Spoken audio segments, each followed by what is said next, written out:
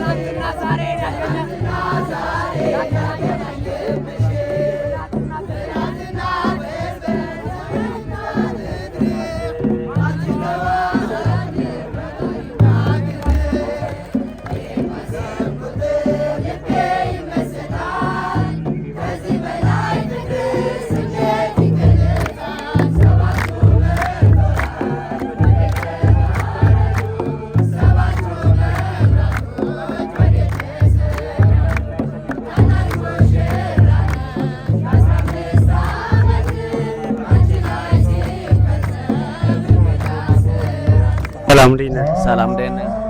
ማን ጋር ነህ ዛሬ? አንዳርጋቸው ጋር። አንዳርጋቸው ባህር ዳር ጥምቀት እንዴት አየው? በጣም ቆንጆ ነው። ያው ከአምናው ዘንድሮ ደግሞ በጣም ደመቅ ያለ ነው። በጣም ነው ሁሉም የጭፈራውም የሰውም ብዛት በጣም ከበፊቱ የተለየ ነው። ኦኬ ለስንተኛ ጊዜ አከበርክ ጥምቀት? ባህር ዳር ሁለተኛ ዓመት። ኦኬ ከዚህ በፊት ሌላ ቦታ ነበር? ጎንደር ነው። ኦኬ እንዴት ነው አሁን ለጎንደር ነው ጥምቀት በደንብ የሚታወቀው? ባህር ዳር ወደዛ እየቀረበች ነው ብለን አስብ። ያው እንግዲህ እንደምታውቀው ያው ጎንደር በጥምቀት አንደኛ የሚከበርበትና ያውም ደግሞ ምንድነው በጥምቀት ባህላት በጣም በድምቀት የሚተከበረው በዩኒስኮ የምትመዘገበው የጎንደር ጥምቀት ነው።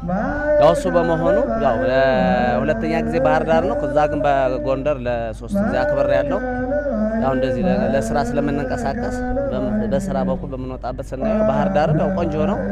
ያው ጥምቀት በተቀሉ ደስ ይላል። በጣም አሪፍ። እንዴት ነው የጥምቀት የአጠማመቅ ስነ ስርዓቱ እንዴት አየው? ቆንጆ ነው። የሰው አለባበስ ባህላዊ ነው። የምታየው እዚህ ጋር ሁሉም ባህላዊ ነው። ባህላዊ በመሆኑ የተለያዩ አለባበስ ታያለህ። ያው በጣም አሪፍ ነው። ያው ጥምቀትም ራሱ ስሙ ራሱ ያው በጣም ቆንጆ ስለሆነ ጥምቀት ያው ባህላዊ አለባበስ የምናይበት የተለያዩ ነገሮች የምናይበት ጥምቀት ባህል ሰው ሲረጭ ባህር ምንድነው የሚባረክበት ስለሆነ ያው ጥምቀት ራሱ ትልቅ ነገር ነው። ትልቅ በጣም አሪፍ። ለክርስትና እምነት ተከታዮች የምታስተላልፈው? ያው ማስተላልፈው ለክርስትና እምነት ተከታዮች እንኳን ለጥምቀተ ባህል በሰላም በፍቅር አደረሰና ባህሉ ደግሞ የሰላም የፍቅር እንዲሆንልኝ ያው ምኞቴ ነው። በጣም አመሰግናለሁ። እሺ ቴንኪ በጣም አመሰግናለሁ። በአዳም ዛሬ ግን ዋጋው ተከፍሏል። አሁን ነፃ ነን ማለት ነፃ ህዝብ ነን። ለምን ከተባላችሁ በነፃነት እንኖር ዘንድ ክርስቶስ ነፃ ስላወጣ ያ የዕዳ ደብዳቤውን ዮርዳኖስ ላይ በመግባት ዮርዳኖስ ላይ ሲጠመቅ እንደ ሰውነቱ በእግሩ ተረግጦ እንደ አምላክነቱ እንደ ሰም አቅልጦ ሙሉ በሙሉ ነገር ቀጥቶ እንደ ሰም አቅልጦ አጥፍቶልናል። አሁን ምኖች ነን ሲባል ነፃ ነን ማለት። ለዚህ ነው ሐዋርያው ቅዱስ ጳውሎስ በነፃነት ልኖር ክርስቶስ ነፃ ወጣን። ለነፃነታችን ዋጋ ተከፍሏል። የመጀመሪያው የማይወሰነው በዓለም ዓለማት የማይችሉት 20 ዓለማት ማለት ነው። በአጭር ቁመተ በጠባብ ደረት ተወስኖ በቤተልሔም ተወልዶ ይህ ሁሉ ካሳ ነው። ከዛ ወደ ገሊላ ወደ ግብፅ ተሰዶ ከዛም በኋላ ደግሞ በ30 ዓመቱ ይህንን የዕዳ ደብዳቤ የውርስ ደብዳቤ የተቀመጠው ሁሉን ስም ያጠቃላይ መዝገብ የሁሉም መዝገብ ተሰብስቦ የተቀመጠበት የኃጢአት መዝገብ ደምሶና ከዛ እስከ ቀራንዮ ድረስ ዋጋ ተከፍሎ ነፃ ወጥተናል። ለዚህ ነው ቅድም የነገሯችሁ በነፃነት ልንኖር ክርስቶስ ነፃ ወጣን። ለነፃነታችን ዋጋ ተከፍሏል ማለት ያውም የተከፈለው ዋጋ አልማዝ አይደለም፣ ወርቅ አይደለም፣ የከበረ ነገርም አይደለም። ዓለምና የዓለም መሪዎች ተስማምተው ያከበሩት ዕቃ አይደለም። የተከፈለልን ዋጋ የሥጋው ቃል ደም ነው ማለት ሁላችንም እዚህ ጋር ያለነው ዋጋ የተከፈለልን በነፃነት ልንኖር ክርስቶስ ነፃ ያወጣን ሕዝቦች ነው። ክብር ምስጋና ይግባው ለአምላካችን። ከዚህ በኋላ ነው ወደ ጥምቀቱ ሄደ ገባ። ዮሐንስ ሊያጠምቅ ሄዳ ጊዜ ጥምቀት እየደረስ ነው። ቅድመ ጥምቀት አይተናል ማለት ነው። ንግግሮች አሉ።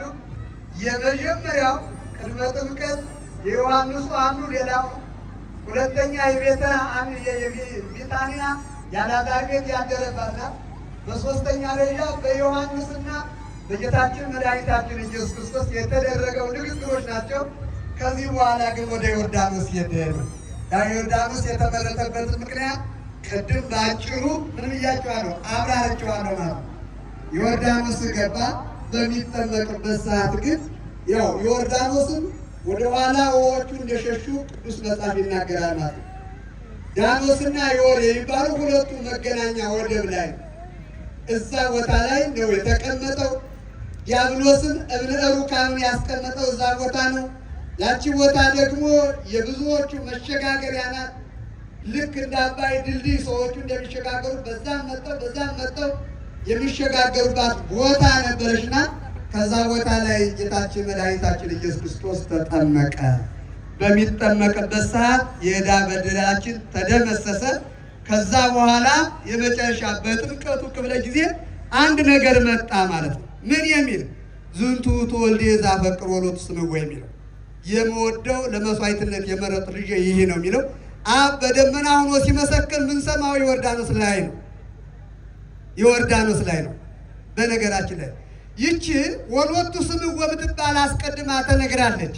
በነገራችን ላይ ወሎቱ ስምዖ የሚለውን ነገር ስንመለከት የመጀመሪያ ነቢዩ ሙሴ ነቢየ ያነስለክሙ እግዚአብሔር መሐዊክሙ ዘከማየ ወሎቱ ስምዖ፣ እንደኔ ያለ ከእናንተ መካከል እግዚአብሔር ነቢይን ያስነሳልና እርሱን ስሙት ተብሎ አስቀድሞ ተነግሮ ነበርና ይቺ ትንቢተ ነቢያት ራሱ እግዚአብሔር አብ ያናገረው ሲሆን መጨረሻ እግዚአብሔር አብ ዮርዳኖስ ላይ ደግሞ ዝንቱ ተወልደ ዘአፈቅሮ ሎቱ ስምዖ ሲል እንሰማዋለን ማለት ነው።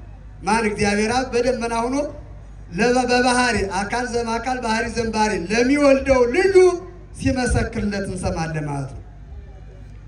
በነገራችን ወሎቱ ስምዖ መጀመሪያ ላይም ዲያብሎስ ይርድባት የነበረና ይንቀጠቀጥባት የነበረ ስም ናት። ይችን ምንባቧ ብቻ ማለት ነው። ምንባቡ ብቻ ራሱ ነቢይ ያነሰለክሙ እግዚአብሔር ማወቂሙ ማለት ሰሎሞን በተሰደደ ጊዜ ከቤተ መንግስቱ በወጣ ጊዜ ይህን ምንባብ ነው አወጣው እየገደፉ ቃሉን እየጣሉ ወይም እየቆነጻጸሉ ሲያነቡ ዲያብሎስ መሆኑ የተለየበት ማጣሪያ ዲያብሎስ ንጉሥ መስሎ የተቀመጠበት ማጣሪያ ቃል ነበረ ማለት ነው። ይቃል ተጣርቶ ዲያብሎስ እንደሆነ የታወቀበት ይህ ቃል ነው።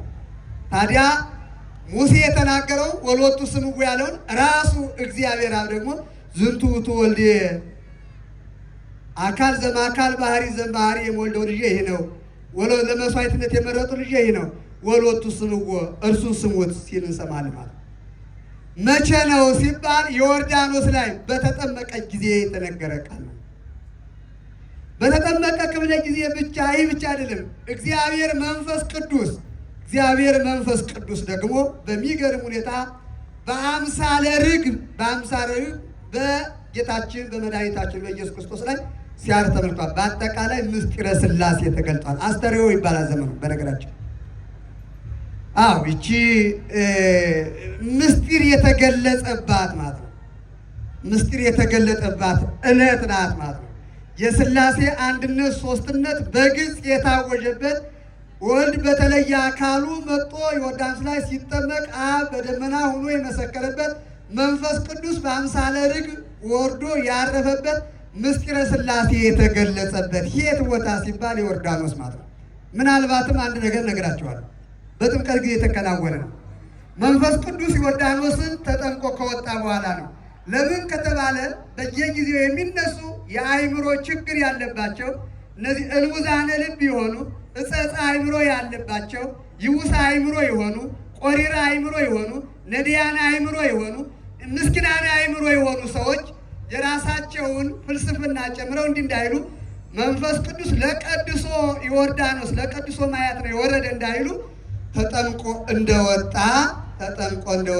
ወዲያው በአምሳለ ርግብ ሲወርድ ታየ። ወርዶም በራሱ ላይ ያረፈበት ርግብ ለመሆኑ መንፈስ ቅዱስ ለመሆኑ ማስረጃ አለ ወይ የሚል ጥያቄ አዎ ነው። ምክንያቱም ጊዜው ስንት ስለሆነ 10 ሰዓት ስለሆነ በ10 ሰዓት ላይ የትኛውም አዕዋፋት መንቀሳቀስ ስለማይችሉ ማለት ነው። ይህ ማረጋገጫ ነው ማለት ሰዓቱ ራሱ የተወሰነ ልዩ የሆነ የሚገርም ሰዓት ማለት ነው። የሚገርም ሰዓት ነው። ከዚህ በኋላ ይህ ከወረደ በኋላ ድህረ ጥምቀት ነው የምንገባው ማለት ቀለል እያደረግን ማየት ስለሚጠበቅብን ድህረ ጥምቀት ጌታችን መድኃኒታችን ኢየሱስ ክርስቶስ ከተጠመቀ በኋላ ራሱ ዮሐንስ ተጠምቋል ማለት ነው። ራሱ ዮሐንስ ተጠምቋል። መጥምቀ መለኮት ዮሐንስ እንደአጥመቋይ ለልዩ ተጠምቀ ይላል ቅዱስ ያሬድ። ኢትዮጵያዊ ሊቅ የምስጢር ባለቤት ምስጢሩ በምስጢር እየተካነ እግዚአብሔር መንፈስ ቅዱስ ያደረበት በዚህ ልክ ይገልጸዋል። ድጓው ማለት ነው የቤተ ክርስቲያኗ ውበት ነው። ቅርጽ ይዘን እንድነድ ያደረገው አንዱ ከሊቃውንቱ መካከል ቅዱስ ያሬድ ነው። እውነቱን ለመነጋገር ይህ ያለንበት አሁን ስርዓቱ በቅዱሳን ሐዋርያት እንዳለው ነው። በኋላም በሰለስቱ ምዕት የተከናወነ ቢሆንም ያሬዳዊ ዜማ ስርዓት ቅርጽ ያለው ግን በቅዱስ ያሬድ ነው። በየትም ዓለም የሌለ ማለት በየትም ዓለም የሌለ። ወደዚህ የሚመጡት ነጮች ሁሉ ወደዚህ ይጎርፋሉ። እውነት ነው፣ መልካም ነው። ኢትዮጵያ የእንግዳ መቀበል ችግር የለባትምና እንግዳ ማስተናገድ የምታውቅ ሀገር ነውና ያለ ነው። ከዛ በላይ ግን የሚመጡበት መሰረታዊ ነጥብ በውበታችን አይደለም። የቅዱስ የኢትዮጵያ ዋናው ውበቷ ማን ነው ሲባል የቅዱስ ያሬድ ዜማ ውበቷ ነው። አሁን የምናከብረው ባሕረ ጥምቀቱ በየትም ዓለም ይከበራል። ይከበር እንጂ እንደዚህ ስርዓት ባለው በያሬዳዊ ዜማ ተከናውኖ ተቀምሮ ያማረ ስርዓት ከኢትዮጵያ ውጭ ሌላ ስለሌለ ማለት ነው። ስለዚህ ፈረንጆቹ ወደ ኢትዮጵያ ይመጣሉ። መልካም ነው፣ ደስ የሚል ነው። ነገር ግን ምኑ ነው የሚያመጣቸው ብለን ስንመለከት ግን እውነቱን ለመናገር ይህ ነው ማለት እና ቅዱስ ያሬድ ምን ይላል? በሚገርም ሁኔታ ምድረ አጥመቆ ካጠመቀው በኋላ ራሱ ተጠመቀ ይላል። ማን? መጥምቀ መለኮት ዮሐንስ ማለት ይህን ምስጢር የሚያወጣው ማን ነው ሲባል ቅዱስ ያሬድ ነው። ካጠመቀ በኋላ ራሱ ተጠመቀ ይላል። ራሱ ተጠመቀ ከጥምቀት በኋላ ነው። ከዚህ በኋላ ተጠመቀ በኋላ ጌታችን መድኃኒታችን ኢየሱስ ክርስቶስ አላደረም፣ አልዋለም፣ ቀጥታ ወደ ገዳመ ቆሮንቶስ ገባ ይላል። በዛሬዋ ቀን ያደረበት ቅድም እንደነገራችሁ የአልዓዛር ቤት ነው ብያችኋለሁ። ከአልዓዛር ቤት ቀጥሎ ከዮሐንስ ጋር ንግግር ነው የታደረገው። ከዛ ቀጥሎ ወደ ዮርዳኖስ ነው የሄዱት። ከተጠመቀ በኋላ እነዚያ ምስጢራቱ ምስጢረ ሥላሴ ከተገለጸ በኋላ መጨረሻ ዮሐንስ ከተጠመቀ በኋላ ተለያይቶ ወዴት ሄደ ሲባል ወደ ገዳመ ቆሮንቶስ ነው። ሰላም እንዴት ናችሁ? እንኳን አደረሳችሁ። ሰላም እንዴት ነሽ? እንኳን አብሮ አደረሰን። እንኳን አብሮ አደረሰን። እሺ እንታወቅ። ስምሽን ማን ልበል? ትዕግስት እባላለሁ። ትዕግስት እንዴት ነው? በጣም አምሮባቸዋል። ቲጂዬ የለበሽው አለባበስ የምንድን ነው? የራያ ሁለታችሁም ማች ነው። በጣም ያምራል አለባበሳችሁ። ጥምቀትን በዓል እንዴት አያችሁት? በጣም ደስ ይላል። ከጠበቅነው በላይ ነው። ኦኬ በደስታ እያሳለፋችሁ ነው? እውነት። እሺ ጥምቀትን ለስንተኛ ጊዜ ነው ያከበራችሁ? ለሶስተኛ ጊዜ። እሺ ምን የምታስተላልፉት መልእክት ካለ ለፋሚሊ? እሺ ለመላ ክርስቲያኖች ለምታውቁና ለምናውቃችሁ በሙሉ እንኳን አደረሳችሁ እላለሁ። እንኳን አደረሳችሁ። እሺ እንግዲህ ስላለው ሁኔታ ታውቃላችሁ። ቀጣይ ዓመት እንዴት ነው የምትገምቱት ነገር ካለ የበዓሉን ድባብ ሁኔታ? እሺ ቀጣይ ዓመት እንግዲህ ከዘንድሮ በተሻለ መልኩ ለማቅረብ አስበናል። በእርግጥ እንግዲህ ሲደርስ ደግሞ እናየዋለን። እንኳን አደረሳችሁ ብለናል። እንኳን አደረሳችሁ። እሺ አመሰግናለሁ። እኛም እናመሰግናለን። ተማሪዎቼ መልካም በዓል።